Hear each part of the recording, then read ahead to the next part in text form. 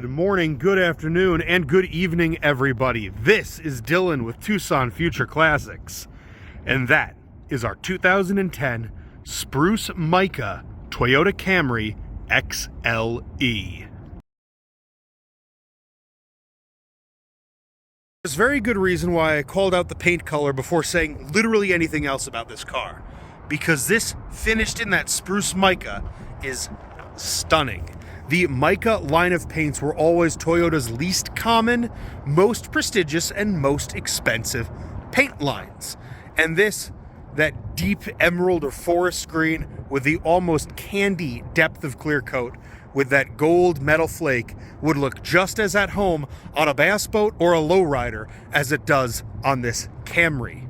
And that, the maintenance history, and the XLE trim level are really the three most outstanding things about this car. Because let's be honest, an XV40 generation Camry like this, there's nothing I can say that you all don't already know. They're automotive cockroaches. This is a high watermark for fit and finish on the Camrys, and this being an XLE, the highest trim level you can get without them putting a Lexus badge on the nose, means it gets the 3.5 liter, 260 horsepower V6, the 6-speed automatic transmission, 19 city, 28 highway, and a ride that is unparalleled for Camrys, past or future. Now, when I talked about the maintenance history on this particular Camry has got 146,000 miles on it. It's a two-owner car, and if you look at the Carfax vehicle history report, it has 44 individual service records on it, meaning one service every 3.3 thousand miles. Yes, I did the math. And we know that with good maintenance, miles don't matter, and that is especially true with these Toyotas.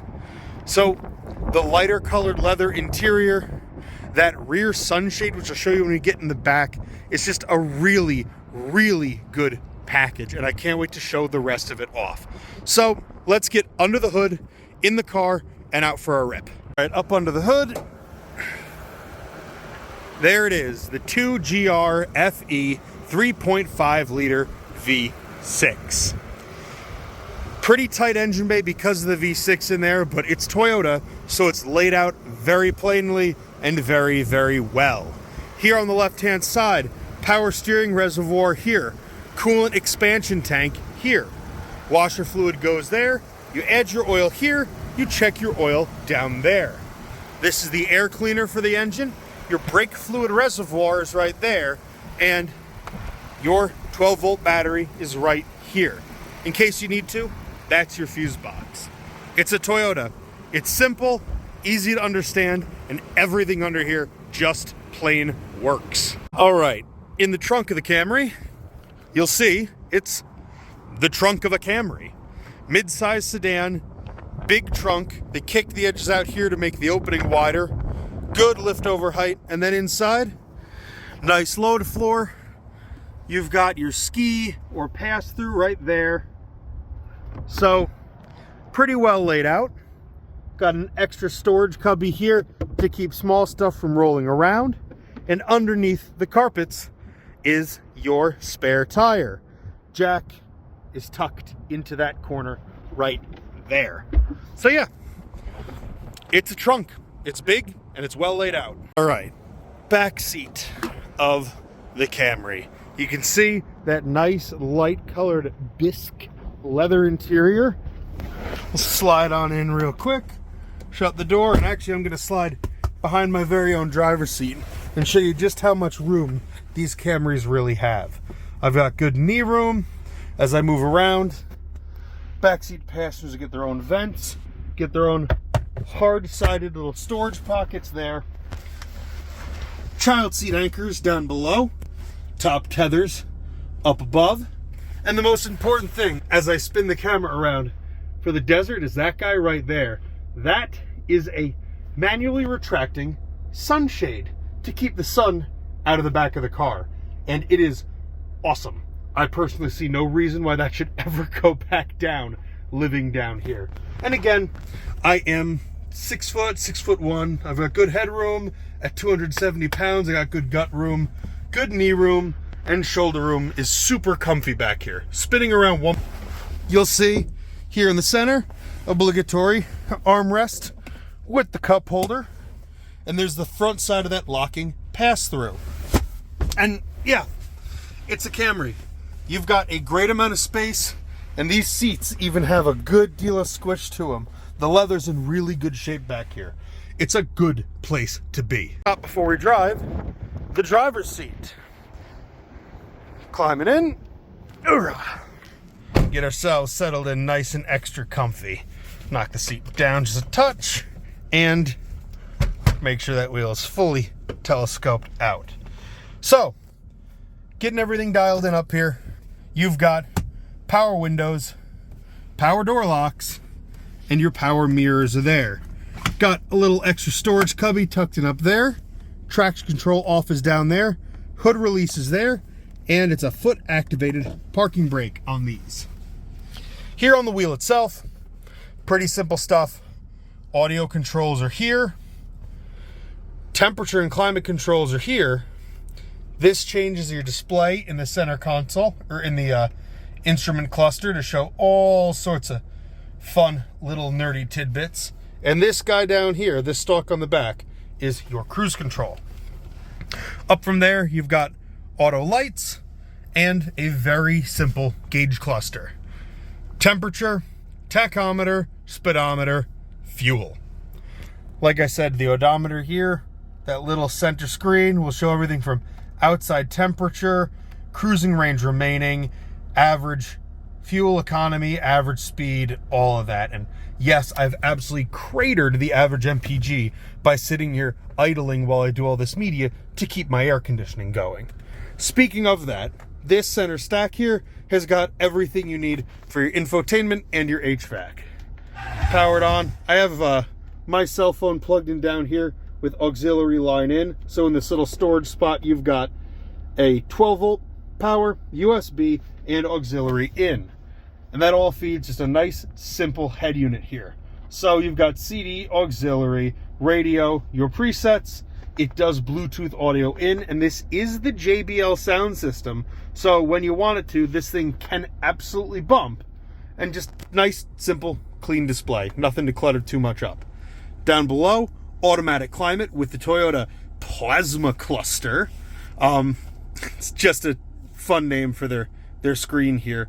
But you have single and dual temperatures, so each front passenger can set theirs individually if you set dual, otherwise it synchronizes.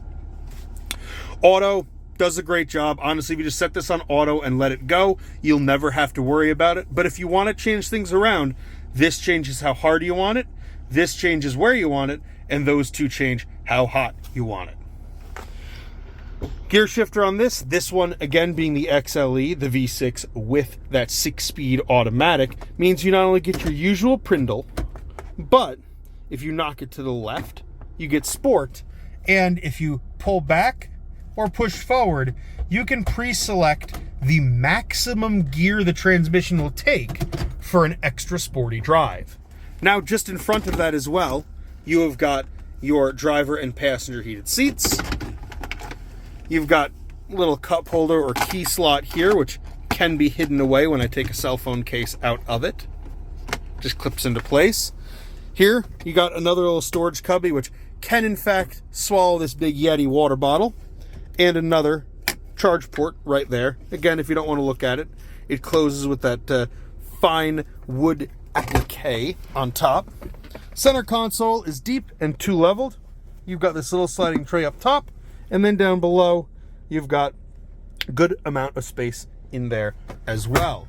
Only other thing of note, there's a bunch of junk in here, but you have a pretty deep glove box. In fact, this is swallowing all of my detailing rags, our dealer plate, and the factory owner's manual. And other than that, yeah, these Bisque leather seats have held up well. And up on top, you get a sunroof, which does the usual sliding, or if it's particularly hot down here, pop it open to vent, run the car on for the first like 2 or 3 miles of your drive, and then shut that down and keep the sun out. and that does a great job of pulling the hot, stale air out of the car. It also has an auto-dimming rearview mirror with the compass, and up here you have got your map lights and your overhead light. It's nice, simple, and well built. So, let's drive. Pulling down into the covered part of the parking garage here. Sunroof is open, enjoying the luxurious all-auto windows. So we'll drop all of them with one touch, and we'll start going through. Now, these Camrys are notoriously well built. This one being maintained as well as it was makes it a pretty exceptional example of that. So I'm not expecting any undue noises. Honestly, the squeaking of my hands on the wheel and the scrubbing of the tires on the concrete are probably about the loudest things you're gonna hear in this car. But in case it makes any weird noises, we'll hear them together with everything echoing off the walls. Yeah, it's good. It's quiet, actually. This V6 is pretty punchy, so let's see if we can make it make any noise, giving it a quick stab. Nope, and then brakes, brakes, brakes. Yeah, it's real solid. But let's get some speed in this thing and get out on the real roads. Finally got a bit of an opening here on Interstate 10, and as you would expect from the top trim Camry, 80 miles an hour cruise, just under 2,500 RPM. It's quiet, it's squishy, it's good, and pay no mind to that low fuel light down there. Boss has been driving this around all week. After a quick highway blast, a bit more of a taste as it's some more sedate speeds. Loudest thing in here at 55 miles an hour is the whine of the tires on the concrete. Again, they're very, very solid cars. Staged up here on a mostly abandoned little side street, we're going to do a quick 0 to 40 to 0 to show off that there is nothing hiding in the, engine, transmission, suspension, or braking systems of this car under maximum accelerative or decelerative load.